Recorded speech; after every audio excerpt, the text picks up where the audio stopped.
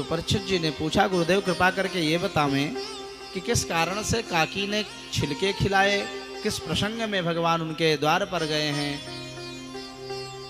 शुकाचार्य जी महाराज कहते हैं, यदा तु राजा स्वसुता न साधून पुषणन न धर्मेण विनष्ट दृष्टि भ्रातुरयविष्ठ ससुतस्य दायम् तितिक्षको दुर्विषः तवागः।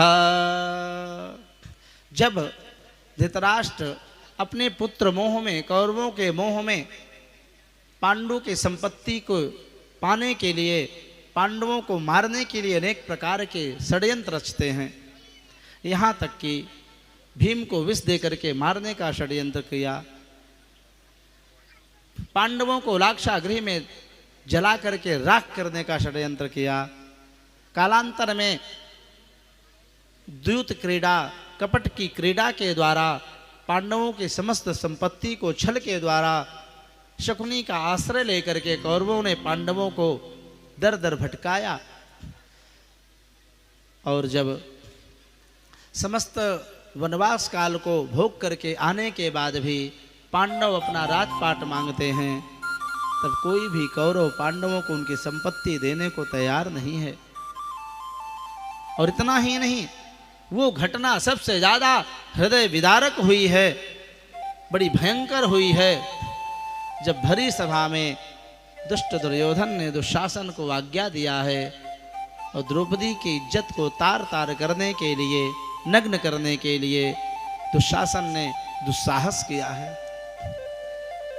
भरी सभा में खींच करके एक अबला विलखती हुई नारी को खींच करके द्रौपदी को दुष्ट दुशासन ले आता है।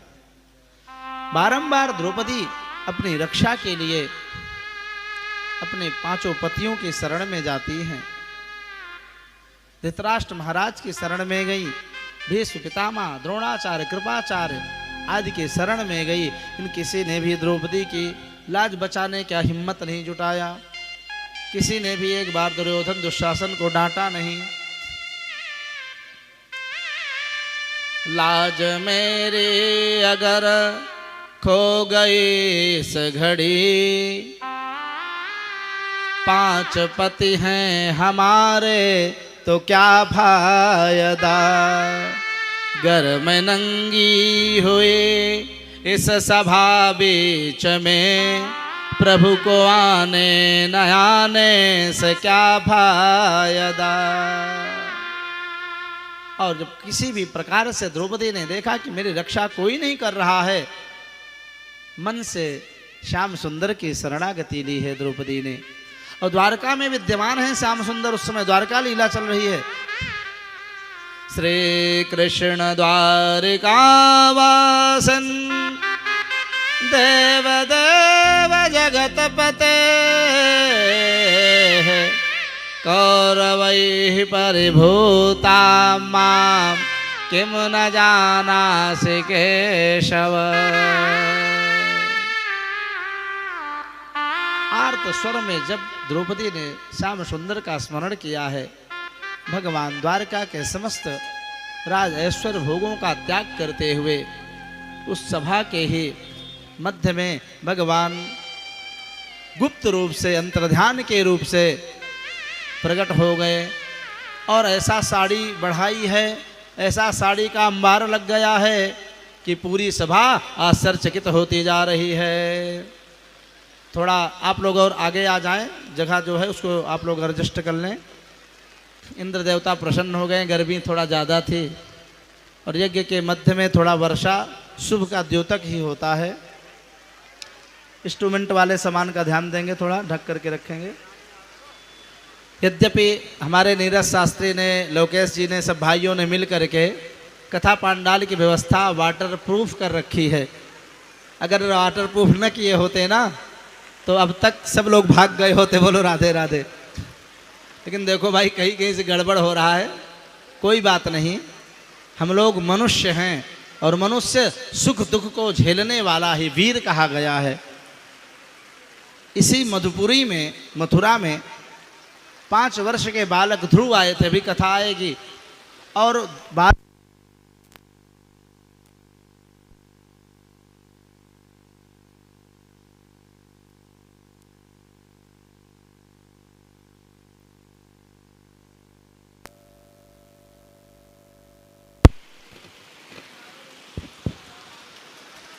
बालक ध्रुव ने 6 महीने तक अखंड दिव्य तपस्या की है। अनेक प्रकार के ताप संताप, वर्षा, ठंडी, गर्मी आदि को सहन करते हुए ध्रुव ने भी बड़ी भयंकर तपस्या की है।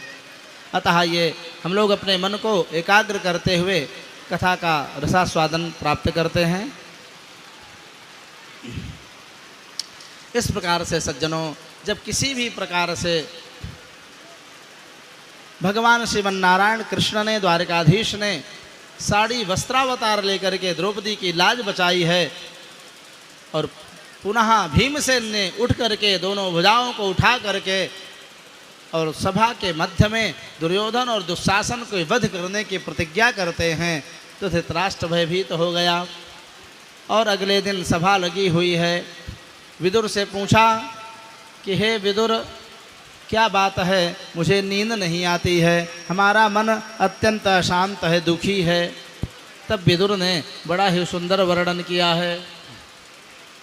हे महाराज, गृहस्थाश्रमी व्यक्ति तभी सुख का अनुभव करता है जब 6 चीज़ें उसके पास उपलब्ध हों। ध्यान देना, ये श्लोक बहुत ही विशेष है।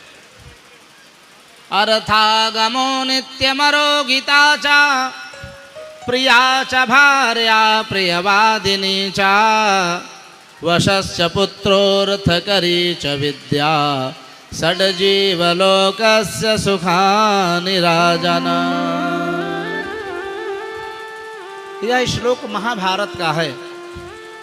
जिसके पास ये 6 चीज़ें उपलब्ध होती हैं वह व्यक्ति गृहस्थाश्रम में बहुत सुख का अनुभव करता है, नहीं तो गृहस्थाश्रम बड़ा ही दुखदायी है। हे महाराज, आपके पास सब कुछ है, परंतु ये जो आपका पुत्र दुष्ट दुर्योधन है ना, ये बहुत ही दुष्ट है और ये तो भगवान श्री कृष्ण से भी द्वेष करने वाला है। सहे सदोषः पुरुषद्युडास्ते। और इस प्रकार से विदुर ने बड़े मुक्त कंठ से दुर्योधन के लिए अपशब्द कहा है।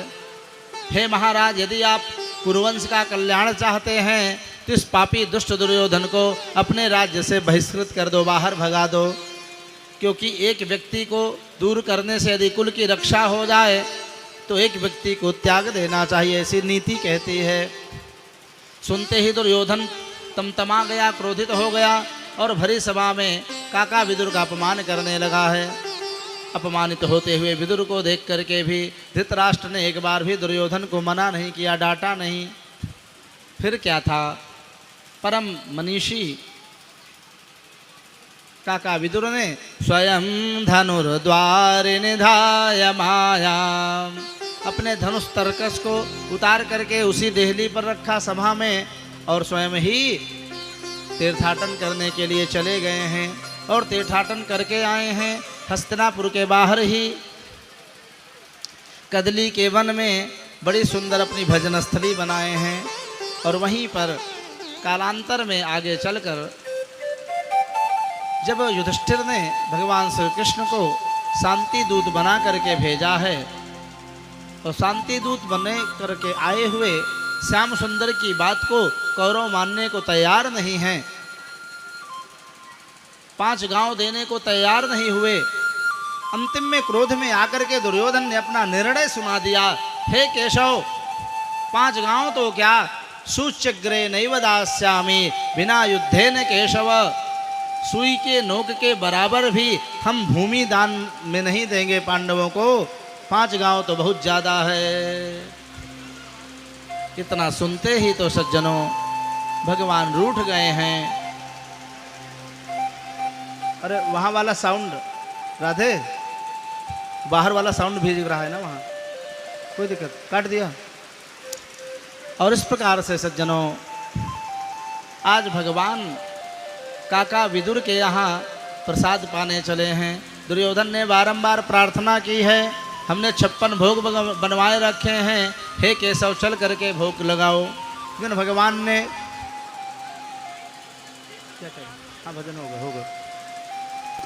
काका विदुर के यहाँ जा करके काकी विदुरानी से भगवान ने भोग मांगा, भूख लगी हुई कन्हैया को।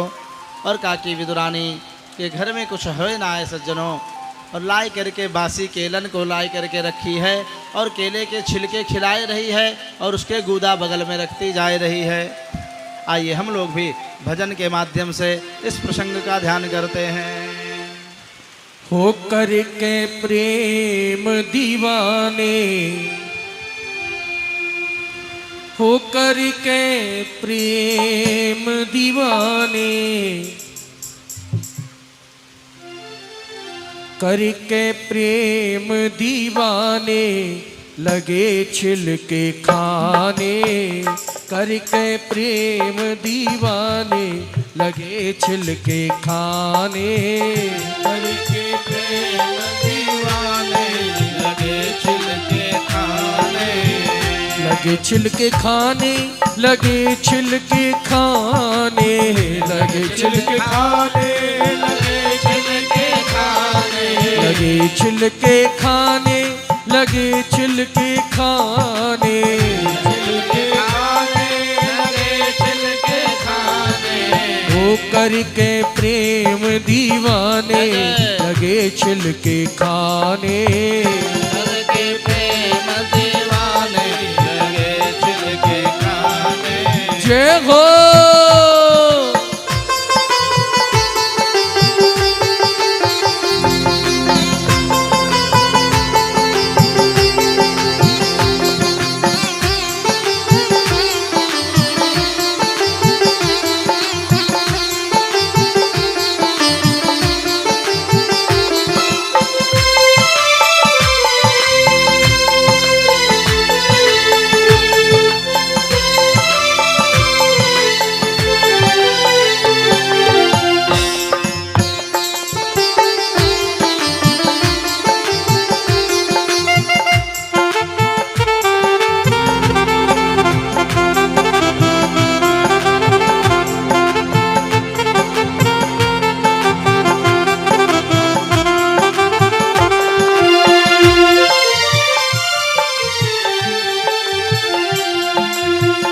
विदुर नहीं घर थी विदुरानी, विदुर नहीं घर थी विदुरानी, विदुर नहीं घर थी विदुरानी, विदुर नहीं घर थी विदुरानी।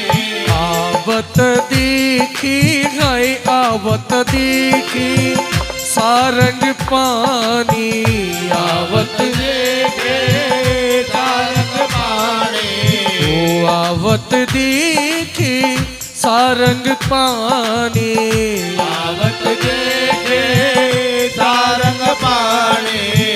प्रेम के भावी भाने लगे छिलके पाने, हो के प्रेम दीवाने लगे छिलके खाने, हो के करके हाय हाय, करके प्रेम दीवाने लगे छिलके खाने, करके प्रेम दीवाने लगे छिलके खाने। जय हो।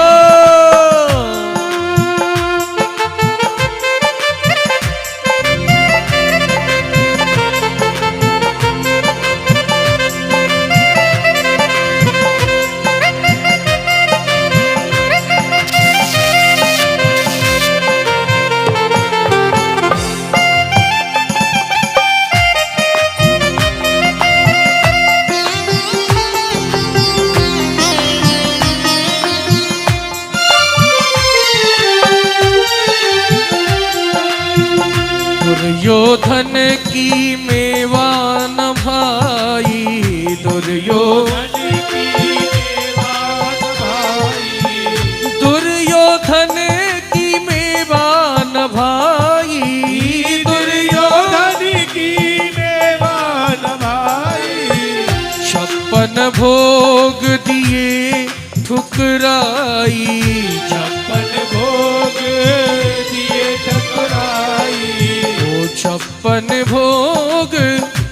दिए ठुकराए, छप्पन भोग दिए ठुकराए, देश कहा तू जाने लगे छिलके पाने, करके प्रेम दीवाने लगे छिलके खाने, वो करके प्रेम दीवाने लगे छिलके खाने।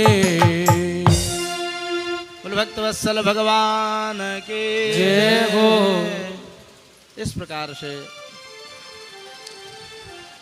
थोड़ा व्यवस्था के उसमें ध्यान देंगे भैया। बोलो भक्त वत्सल भगवान के जय। इस प्रकार से भगवान आकर के विदुरानी के प्रेम के वशीभूत होकर के केले के छिलके खाते हैं। इस गाथा को भी परीक्षित के पूछने पर शुकाचार्य जी ने सुनायो है।